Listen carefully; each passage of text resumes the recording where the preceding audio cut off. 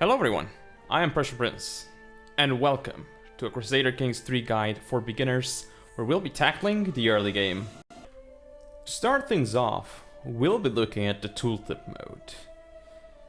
So once you get into the game, don't even start a game, just go directly to settings, check the game tab, then look over here, the tooltips category. So then go to TOOLTIP mode, click on the drop down menu, and here you can see that you have three options: timer lock, action lock, and mouse tendency.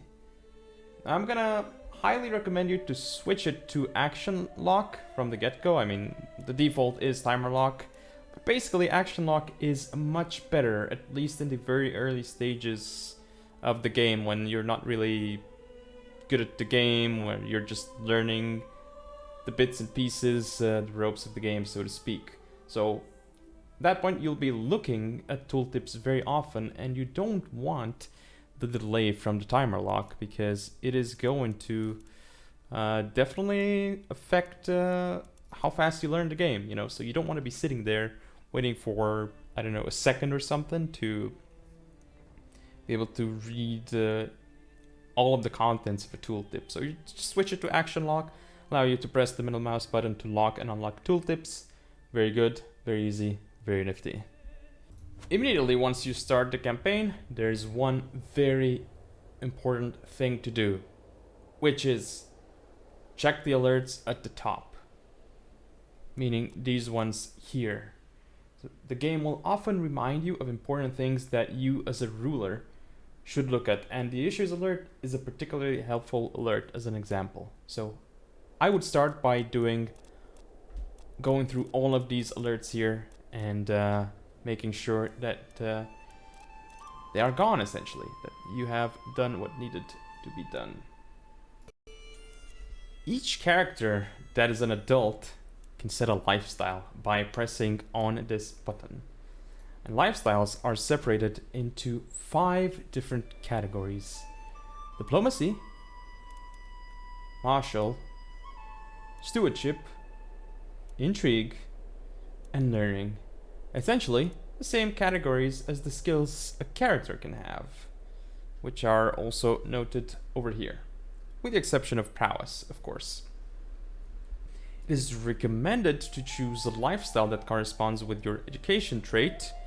As you can see here from our king here, he is a skilled tactician, level 3, which gives him 30% more experience in this lifestyle, because you know, if you have an education trait that corresponds with the chosen lifestyle, that is how you get extra experience in that lifestyle, also depending on the level of your education trait.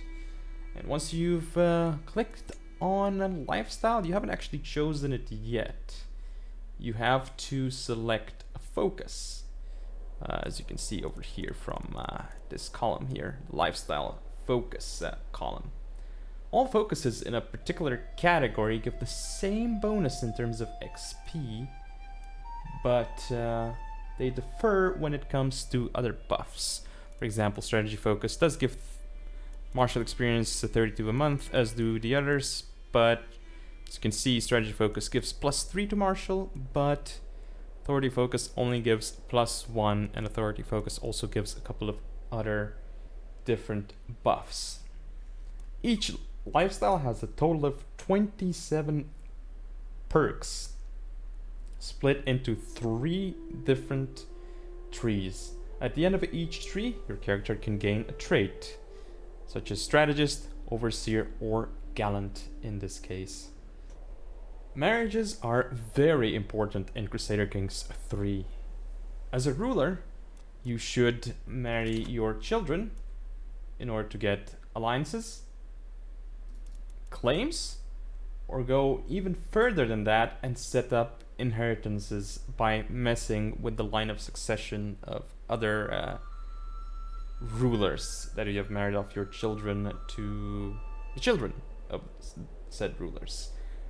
As for your own character, well, marrying someone who has good stats is one viable option, but another option is one with decent congenital traits, so to speak. So, for example, a congenital trait like quick would be a good idea to look for in a potential spouse if you want to pass it on to your offspring.